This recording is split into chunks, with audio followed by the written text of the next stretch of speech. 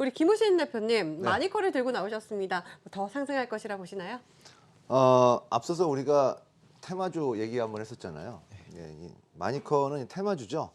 그래서 이 초보 투자자분들한테 저점 매수, 고점 매도 어떻게 하는지에 대한 부분들 아까 잠깐 설명을 드렸었는데 공교롭게도 이 마니커가 같이 움직여줬는데요.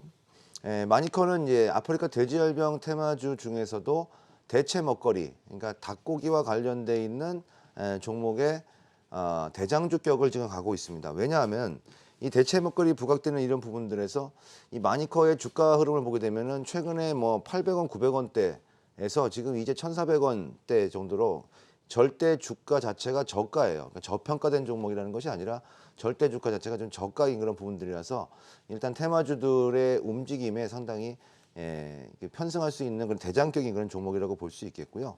그다음에 제가 오늘 마니커를 연거는 오늘 이제 열기 종목에 들어가서 30분에 한 번씩 거래가 시작이 됐거든요. 그래서 내일도 30분에 한 번씩 거래. 그다음에 다음 주 월요일도 30분에 한 번씩 거래가 될 겁니다. 그럼에도 불구하고 이 종목 같은 경우에는 이제 30분에 한 번씩 거래되는 흐름들이 끝나는 흐름들이 나오면 아마도 또 강한 흐름세로 돌변할 가능성이 높습니다. 지금까지 테마주들의 흐름들을 보면 열기 종목의 30분 단위 거래가 끝나고 나면은 바로 죽었던 종목들은 없거든요. 그렇기 때문에 이 마니커 같은 경우에는 아프리카 돼지열병 테마의 고점 대비 한 지금 17% 정도 지금 밀려 있는 자리 정도 수준이면은 이제 슬슬 한번 다시 또 공략을 해봐도 되는 자리가 아닌가 싶어서 제가 한번 이번 주 쌈 배틀 종목으로 제시를 했고요. 이게 이제 뭐 여러분들이 추천드리는 종목이 아니고 저희도 전문가들끼리 한번 어떤 수익률이 나는지 한번 보자라고 하는 그런 정식의 종목이기 때문에 우리 시청자 여러분들도 그거 감안하셔서 한번 관심 있게 시청해 주시면 좋을 것 같습니다. 네, 돼지열병 관련해 대장주 마니커를 제시해 주셨고요. 말씀해 주신 말씀해 주신 것처럼 오로지 종목 배틀 쌈을 위한 종목이라는 점 다시 한번 고지를 해드리고요. 우리 박윤진 대표님께서는 어떤 종목 가지고 나오셨을까요? 일단 업종을 좀 말씀드리면요. 업종을 하나 말씀드리면 우리가 이제 겨울이 돼갑니다. 이제 지금 올해 4분기에 조금 우리가 좀 참고해야 될 업종이 이렇게 눈여겨봐야 될 업종이 섬유의료급입니다. 이쪽 업종은요. 올해 내내 강달러, 그러니까 강달러라 그러면 우리가 원화 약세죠. 원화 약세의 최대 수혜주가 될 수 있는 종목군들입니다. 특히 OEM을 끼고 있는 회사들 같은 경우는 올해 4분기에 굉장히 예상 실적이 좋아질 것으로 예상이 됩니다. 특히 이제 오늘 제가 가지고 나온 이제 FNF는요. 이 딱 큰 브랜드가 두 가지가 있습니다. 디스커버리라는 브랜드와 그다음에 MLB라는 브랜드가 있는데 디스커버리는 약간 이 아웃도어 브랜드로 유명하지만 우리 국내에서 약간 성장성은 기본적으로 이 회사의 매출의 한 50%를 가지고 있는데 꾸준히 실적은 나오지만 어떤 성장성이 이렇게 가시화되어 있는 회사 브랜드는 아니지만 MLB를 좀 주목하셔야 될 것으로 봅니다. 지금 올해 한 40% 이 회사의 40%의 어떤 매출을 좀 이끌고 있고 이 MLB는 사실은 그 메이저리그의 그 로고를 이용해서 모자가 네. 지금 굉장히 핫한데요. 이 모자가 우리나라에서 이제 브랜드 라이센싱을 받아서 이제 생산을 하는데 동남아시아, 홍콩, 그러니까 중하권 또 동남아시아에 굉장히 핫하게 팔리고 있어요. 우리나라 제품이. 그래서 MLB 로고를 이제 받은 이 모자들이 굉장히 많이 팔리고 있습니다. 그래서 이거는 제가 봤을 때는 약간 이 회사의 FNF의 큰 성장 동력으로 저는 보고 있습니다. 수출이 굉장히 핫하게 되고 있고 앞으로 성장할 수 있는 모멘텀을 갖고 있기 때문에 보셔야 된다. 그리고 이제 겨울이 되잖아요. 네. 겨울이 되면은 우리 겨울에 우리 수혜주가 또 있잖아요. 롱패딩이라든지 또 어그부츠 같은 이런 면에서 FNF는 지금부터 보셨으면 좋겠습니다. 네. 네, 겨울을 앞두고 있는 상황에서 좀 긍정적인 전망 제시해 주셨고요. 우리 김병전 대표님 어떤 종목 가지고 오셨나요? 저는 오늘도 삼성전자를 가지고 나왔습니다. 저번에도 가지고 나오셨는데 또 가지고 나오셨네요. 그럼요. 네, 이유 짚어주시죠. 네. 제가 이제 삼성전자를 이제 가지고 나온 건 이제 두 가지 관점이에요.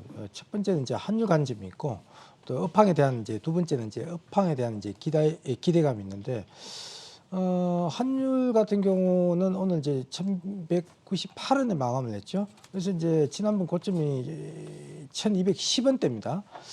자, 그렇다면 이제 환율이 이제 거의 이제 고점 부근에 왔습니다. 조금 더 오른다 하더라도 삼성전자 약간 이제 내릴 수는 있겠지만 뭐 큰 폭의 어떤 하락 진폭은 없다고 보이지고요.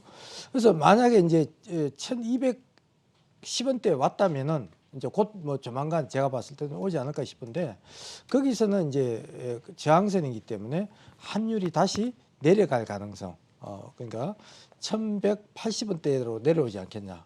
자, 그러면은 한 20원 정도의 어떤 변동성이 있다고 보거든요. 그래서 20원 정도의 변동성 정도면은 삼성전자가 앞으로 한 10% 정도는 올라가지 않겠냐. 그러면 제가 한 5만 5천 원. 그래서 삼성전자를 가지고도 제가 쌈박질에서 1등 할 수 있다는 걸 또 보여주기 위해서 제가 이렇게 이제 또 들고 나온 것이고요.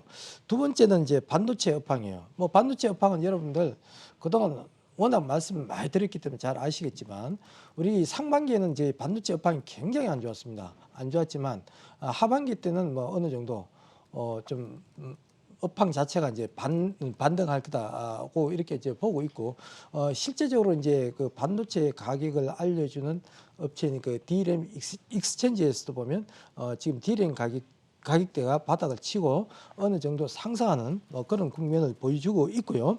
또 3분기 실적 같은 경우 삼성전자 이치 전망치가 상향 조정이 되고 있습니다. 상향 조정이 되고 있고요. 특히 이제 갤럭시 폴드 같은 경우 북미 시장에 진출을 했는데 상당히 좀 반응이 좋습니다. 현재 출하량이 약 한 50만 대 정도 되는데요. 내년에는 500만 대까지도 가능하지 않을까 이렇게 보고 있고요. 그다음에 이제 D램 출하량이죠. 2분기 대비해서 약 한 20% 정도 증가하지 않을까 이렇게 보고 있고 D램 평균가도 마찬가지입니다.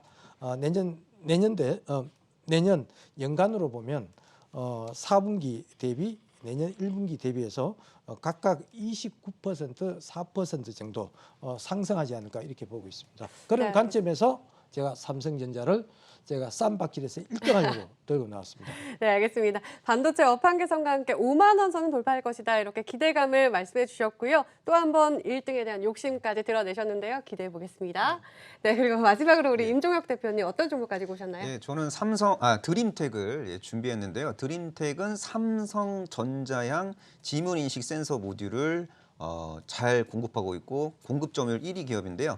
갤럭시 폴드의 지문인식 그 모듈을 현재 독점 공급하고 있고 삼성전자 내에서 적어도 지문인식 센서 모듈만큼은 압도적인 점유율을 자랑하고 있는 기업입니다.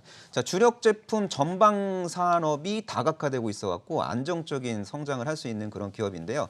향후 시차를 두고 3D 안면 인식 센서 모듈 관련 매출도 발생시킬 수 있는 종목이고요.